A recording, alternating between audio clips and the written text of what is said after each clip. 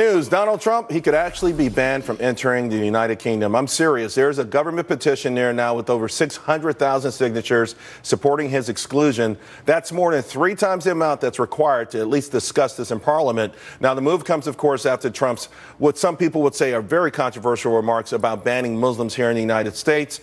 Both British Prime Minister David Cameron and Home Secretary Theresa are calling his comments, they've called them divisive. They said they're unhelpful and that they're wrong. Joining me now, Todd Starnes, Fox News radio host, Charlie Kirk, Turning Point USA founder and executive director, Gina Loudon, conservative columnist, and back with me, Tammy Bruce. Gina, let me start with you. I mean, it's inconceivable that this would actually go through, but you know what? 600,000 signatures, well above the needed amount to at least present it before Parliament. Yeah, the irony here, Charles, is delicious, isn't it? I mean, they're not concerned about those who've declared war on them and said they're going to kill them. Instead, they're going after a perfectly harmless American presidential candidate who's never threatened to kill anyone. I find this a complete distraction. I think these people need to get a hobby. It was interesting, Charlie, too, is that, you know, if you look at the British Parliament system, I like the way they go at each other. I like the openness of their system, the outcry of this system. I like the no confidence votes. I think there's a lot of things in there that look good to us, and yet because of comments that weren't politically correct, you get this big movement.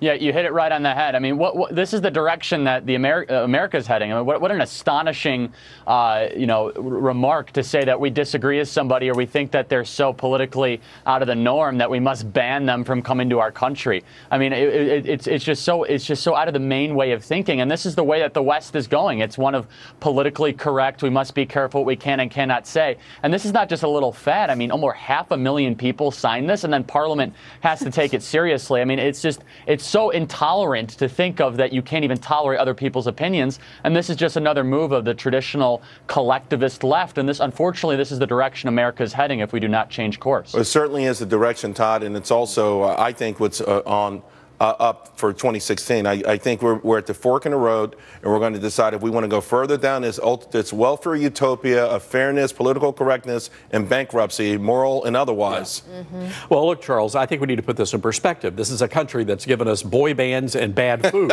So, you know, and again, how many times have we pulled their fat out of the fire in a world war?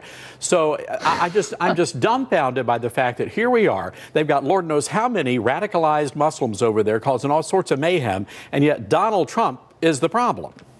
Tammy? Well, I think, you know... Did you sign a petition? No. To Todd's point, England at least gave us Helen Mirren and Diana Rigg, and that's probably pretty much it. But and Margaret Thatcher wasn't too bad either. Margaret Thatcher wasn't bad either, to say the least. But Europe is, of course, an entity, in England. They really wanted Barack Obama as president, and they got him. And now I bet you they're really wishing it was Reagan or Bush at this point in time. I think that we recognize that England and Europe is not handling its own house properly. You see that it's a powder keg throughout that nation. The economies are awful, and they sit here and judge us. We are the ones who are going to make the difference in the next decade. We are going to do what we feel is best. And despite whatever they want, and they can whine all they want, we are going to do what we want. And I think that they're not liking Donald Trump perhaps states that actually is the guy we should look to. And look, I mean, in all seriousness, they do have a Muslim problem in Great Britain right now. They're looking at the Islamification of their country. You ought to see the stories coming out of England where schools, where churches are being forced to provide accommodation for the Muslim community there. So I think Donald Trump was onto something, and I just don't think they appreciate it. It's making them nervous. It's making them very nervous. Yeah. Well, we'll leave it there because I also want to talk about, when we come back, evangelicals, billionaire businessmen. I mean, there's a lot of money, a lot of influence being courted. But who actually has that power? Who's going to pick the GOP candidate for the White House? Tweet me. I want your thoughts. We'll discuss it when we come back. Boy.